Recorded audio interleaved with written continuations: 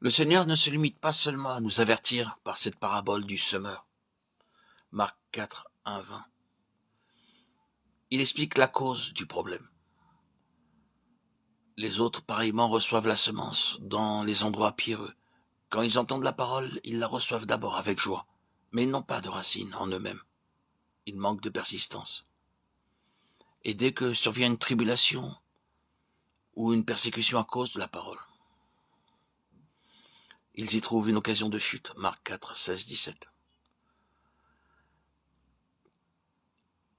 C'est à cause de la persécution et de la tribulation que survient la chute. Et remarquons que cette persécution et cette tribulation sont d'une espèce particulière. Elles surviennent à cause de la parole. C'est la conséquence inévitable de la réception de la parole du Seigneur. Celui qui accepte sa parole est confronté de manière inévitable aux difficultés. La parole ne peut pas être uniquement reçue par nous et retransmise aux autres, dans l'espoir qu'elle pourra les impressionner. Il peut en être ainsi avec les paroles des hommes, mais non avec la parole de Dieu. La véritable acceptation de ces paroles nous introduit dans un processus de mort, et à moins que ce processus n'aboutisse en nous, ce que nous avons reçu ne pourra être transmis par la vie aux autres. Il ne s'agit donc pas de collecter, de rassembler certains passages de l'Écriture pour pouvoir impressionner l'auditoire. Si nous essayons d'échapper à la tribulation et à la persécution à cause de la parole, nous n'aurons pas de message vivant à proclamer. Lorsque nous recevons la parole, Dieu suscite des circonstances pour nous introduire dans l'expérience de chaque parole reçue. Par exemple, s'il s'agit de la patience, Dieu nous conduira dans des situations dans lesquelles la patience deviendra pour nous une urgente nécessité. S'il s'agit de l'amour fraternel, nous serons bien vite dans l'impossibilité de pouvoir progresser davantage, à moins d'expérimenter plus pleinement la communion fraternelle.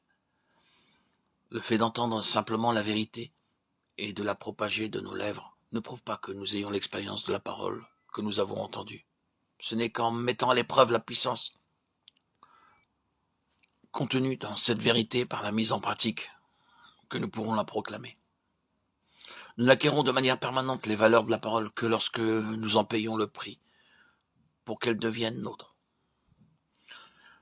N'avez-vous jamais été remué en entendant un appel pour une complète reddition de votre cœur? Et n'avez-vous pas pensé ceci: maintenant je sais ce qu'est l'entière consécration. Désormais je suis entièrement au Seigneur. N'avez-vous pas été ému? Oh, nous sommes bien vite exaltés. La parole à laquelle nous avons répondu avec une telle joie doit nous éprouver, et les épreuves qui vont de pair avec la parole démontreront si nous l'avons saisie intellectuellement ou spirituellement. Si nous l'avons reçue superficiellement au niveau de notre âme, nous ne pourrons pas résister face aux épreuves, aux tribulations qui suivront son sillage.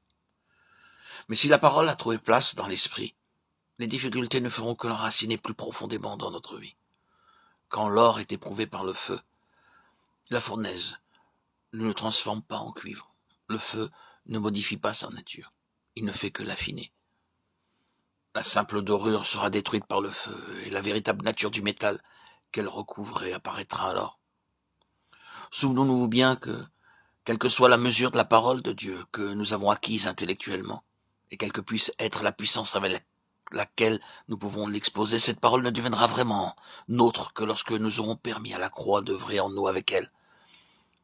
Je dois vous avertir que la lumière de Dieu brillera bientôt dans votre vie, et son éclat éprouvera la réelle profondeur de votre expérience.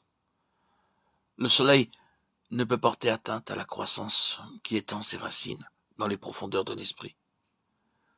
Mais il en sera tout autrement à l'égard de tout ce qui manque de racines. Toutes nos déclarations d'entière consécration à Dieu, toutes nos pieuses prières et nos professions de foi publiques manifesteront alors leur réelle valeur.